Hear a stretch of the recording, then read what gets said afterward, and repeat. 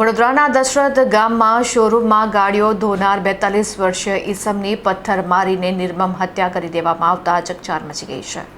ગામમાં આવેલા એક ખાનગી શોરૂમમાં ગાડીઓ વોશિંગ કરવાનું કામ કરતા 42 વર્ષીય ઉમેદ વસાવા નામના યુવાનની અજાણ્યા શખ્સોએ અગમ્ય કારણોસર ક્રૂરતાપૂર્વક હત્યા કરી દેતા સમગ્ર પંથકમાં ભારે ચકચાર મચી ગઈ છે. પ્રાપ્ત માહિતી અનુસાર મૃતક ઉમેદ વસાવા પોતાના પિતાના મોતિયાના ઓપરેશન બાદ પુત્રની જગ્યાએ નોકરી પર ગયા હતા. સવારે જ્યારે પરિવારના સભ્યો તેમને બોલાવવા માટે શોરૂમ પર પહોંચ્યા ત્યારે ઉમેદભાઈ જમીન પર બ્લેન્કેટથી ઢાંકેલી હાલતમાં મળી આવ્યા હતા.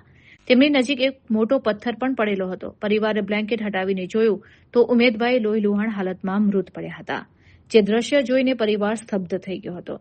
આ ઘટનાની સૌથી ચોંકાવનારી બાબત એ છે કે હત્યા બાદ મૃતકના બહેનને નાના ભાઈના નામે એક અજાણ્યા વ્યક્તિનો ફોન આવ્યો હતો, જેમાં જણાવ્યું હતું કે ઉમેદને કોઈએ પથ્થર મારીને મારી નાખ્યો છે. જો કે તે સમયે નાનો ભાઈ પોતાની નોકરી પર હોવાનું સામે આવ્યું છે, જેથી ફોન કરનાર કોઈ નજીકનો હોવાની આશંકા છે. આ ઘટનાની જાણ થતાં જ ગ્રામજનોના ટોળે ઘટના સ્થળ ઉપર ઉમટી પડ્યા હતા. મૃતક ઉમેદ પોતાના પરિવારમાં પત્ની, 2 સંતાનો અને ભાઈ બહેનોને વિલાપ કરતા છોડી ગયા છે. પરિવારે હત્યારાઓને વહેલી તકે ઝડપી પાડી કડક કાર્યવાહી કરવાની માંગ કરી છે, જ્યારે પોલીસે આ રહસ્યમય ફોન કોલના આધારે તપાસના ચક્રો ગતિમાન કર્યા છે. અને શું બનાવું? નોકરી કરતા હતા. મારા પપ્પા ને ઠેકો ને એવા આવતા હતા. મારા પપ્પા નોકરી કરતા હતા એટલે પપ્પાનું ઓપરેશન કરાયું છે એટલે એવા 2 દિવસ હું આવે છે. બરાબર.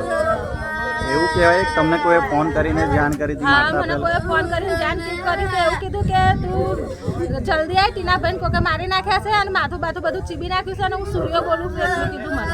મારા નાના ભાઈનું નામ આવ્યું.